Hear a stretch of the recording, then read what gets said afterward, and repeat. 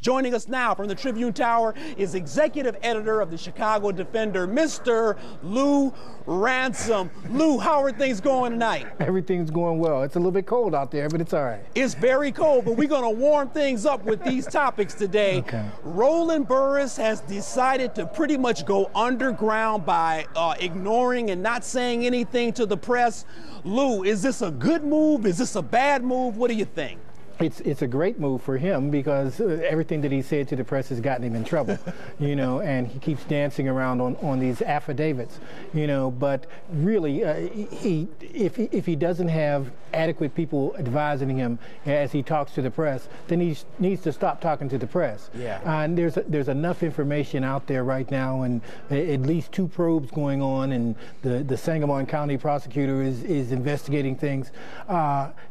There's really not much for him to say unless he was going to resign. Yeah. It doesn't sound like that's something that he does. It doesn't seem like that's going to happen. I'm looking at my bloggers here. There's a comment from Mary. She says, I wouldn't say that it is a black seat. We have a good man that came from that seat, President Barack Obama. Lou, is it a black seat? I mean, there's 100 senators in the United States and only 1 black senator? Come on now. Is Illinois obligated to make this seat a black seat? No, Illinois is not obligated to do it. It would be a great thing, and you know, you've had 3 black senators, now 4 black senators in the history of the United States, and 3 of them have come from Illinois. Yeah. So it may not be a black seat, but it has a black legacy at this point. Yeah. So if somebody's going to have to explain, you know, why they're not putting somebody up for that seat. You know, it must be an Abraham Lincoln blessing or something, you know, land of Lincoln. Yeah. Hey, you know, they're playing lots of games with Burris at this point, but, you know, Lou, let's talk about these black ministers.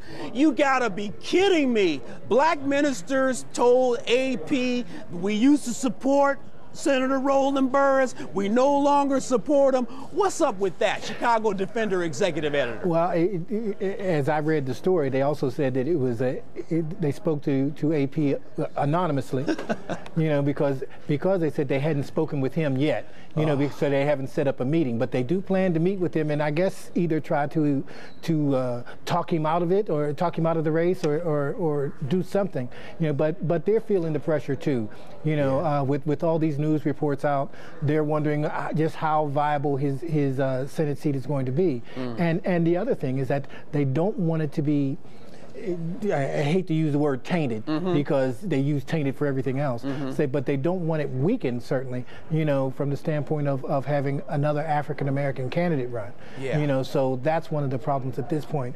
They want to keep a strong African-American candidate in the race. Now, Lou, what's up with these rumblings about Urban League President Cheryl Jackson thinking about running for senator in 2010? Do you think this is basically her way of putting her hat in the ring in case something happens to Roland Burris? If this is a trial balloon, it's a good trial balloon. She wouldn't speak to it at her luncheon today, and everybody kept asking her, "What about this? What about?" No comment. But it's fine. I mean, Cheryl is a very able person, and I say that even though I say that, even acknowledge that she's a columnist for my newspaper. There we go. And you know what? She would be following, hey, in the footsteps of Carolyn Mosley Braun. That's right. You know, here's another thing I have here. I was reading from the Tribune. It says race and politics in Chicago is a blood sport. They almost are inextricably intertwined, but there is no reason why the junior U.S. Senator from Illinois has to be a black person. True, false? Help me out, Lou. Well, he doesn't have to be, or she doesn't have to be, but like I said, if they're not, somebody has to do some explaining. It has to be an overwhelming candidate that will come in, because, like I said, right now we've built a kind of a legacy there, you know, and if they're going to put somebody else up for the seat, then they have to show me that they can win statewide and that they can win on the south side and the west side. Yeah, I'm really feeling for Roland Burris right now because he looked visibly rattled after leaving his house. It was like he was overwhelmed by the reporters. Just a few weeks ago, Lou, he was fine with all of the reporters because he said, hey, I'm the junior senator and I'm going to Washington, D.C. It's like now he can't stand reporters. Well, they're asking him tough questions. And he sat down with one of our reporters right after he was appointed, and he had a lot to say. He was very confident, very much looking forward to going to Washington and serving the state.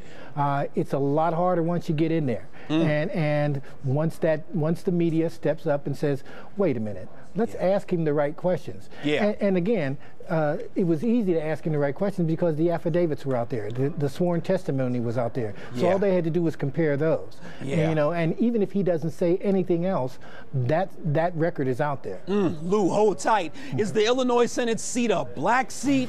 Does Burris still have a chance when pastors and preachers sell you out? Do you think that Roland Burris helped Blagojevich raise funds? Well, he said he didn't, so I have to take him at his word that he didn't. He did say that he tried, and nobody wanted to give him any money. So I don't know how much help that is. But the idea that he would agree to help, while he was being considered for the Senate seat, that's not necessarily, it's certainly not a crime. But if he said that he didn't do that, and then turns out that he did, that's where the problems lie. Absolutely. Let's go to some phone calls, Lou. I'm going to go to DJ first. DJ, thanks for calling Garrard McClendon Live. What's your comment? This is my comment.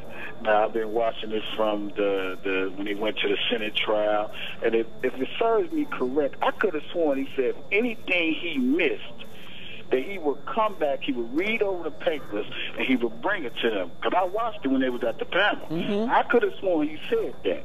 Now, if he bring the papers to show that he did, but he say he did not make not 1 cent or donate 1 cent, it shouldn't be a problem. And see, it's not really about a black or a white seat. It's about the right seat and the right person being in a seat. But the best man got the job, which is Barack. Now, 1 minute. Now, wait. Now, 1 minute now, because I've been waiting for 30 minutes yesterday. Go ahead. Get through. Make your point. Now, my point is this here. As far as the black ministers, when they say they turn their back on them, the biggest hypocrites. So how you go judge somebody who made a mistake when they made a mistake before they was ministers? Now I'm done. Wow. Woo, DJ. Hey, thanks for the call, DJ. Hey, Lou, he's setting it on fire, and he was making a lot of sense. You have any commentary on that?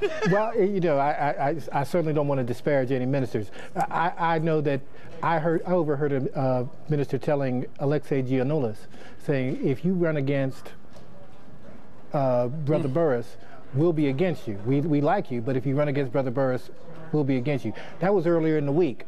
Now, things have changed since then, but they were definitely in Roland Burris's corner. If they're not now, it's because they don't think he's going to stay very long. Lou, sometimes we see how you talk about separation of church and state. Sometimes they're intertwined, and we see how politics blends with religion on many occasions. Well, as long as especially black ministers, will have control of thousands of parishioners, and those parishioners follow what they say and think that what they say has merit, then you have a really, really strong voting bloc. That's really hard to overcome. And if they're going to be politically active, then they're going to get things changed. And you know what, Lou, before I go to break, it's one thing that I want to make very clear.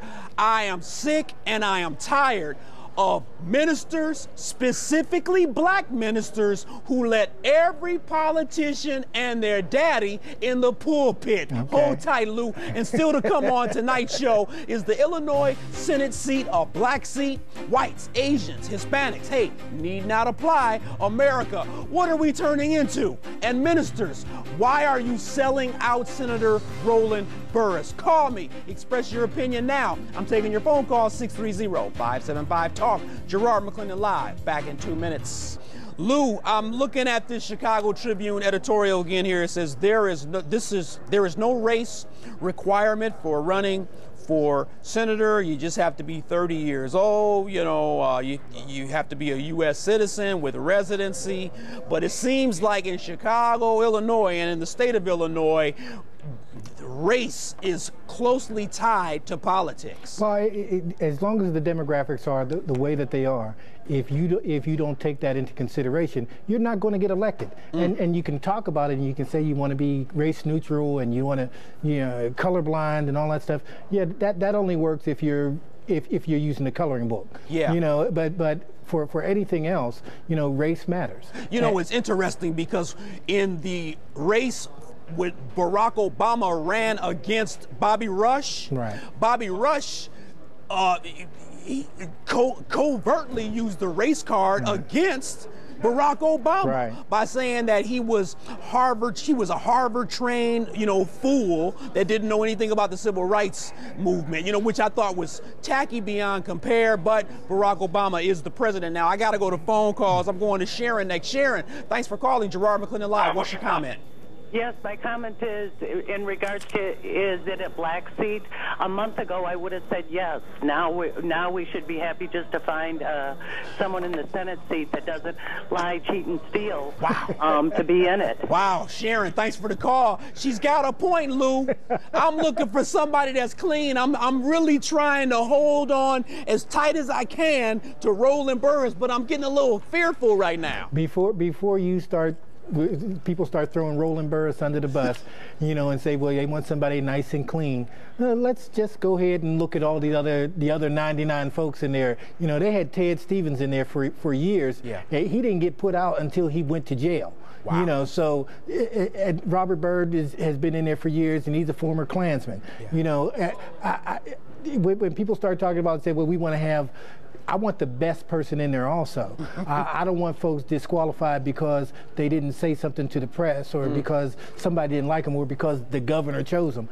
If they're going to be disqualified, then disqualify them on their merits. As long as the U.S. Senate has rules for how somebody should be seated, you know, then that's why they should be seated. If the Senate decides to put him out, fine. Yeah, if fairness is based on one person's definition of fairness, is totally unfair. Right. You know, let me go back to phones. I'm going to Kent next. Kent, thanks for calling GML. What's your comment, Kent? Hey, Garrard, how are you? Pretty good. Awesome. Obama, correct me if I'm wrong, his mother or his father, he's half white. Is that correct? Well, in the United States of America, when it depends on if you're talking about genotype and phenotype. Phenotypically, Barack Obama is an African American. Yes, his mother was white. She was from Kansas. His father is a Kenyan. But the bottom line, Kent, is that in the United States of America, people are not going to look at Barack Obama as a white man. That's because he's claiming to be African American. So it's not necessarily a question of a black seat. It's a question of who's the right person to be in the seat. Hey, Kent, check it out, Kent. My last name is McClendon. Am I Irish? Am I Scottish? Thanks for the call, Kent. Get off my phone. You know, hey, come on, Lou. Straighten them out, man. Come on, Lou. Well, it can't be about, you know, we got away from the one drop of blood thing, because that just doesn't make any sense. Right. You say, but Obama has the opportunity to say who he is. Right. And he says he's black. Yeah. You know, so we've had 3 black U.S. senators from Illinois.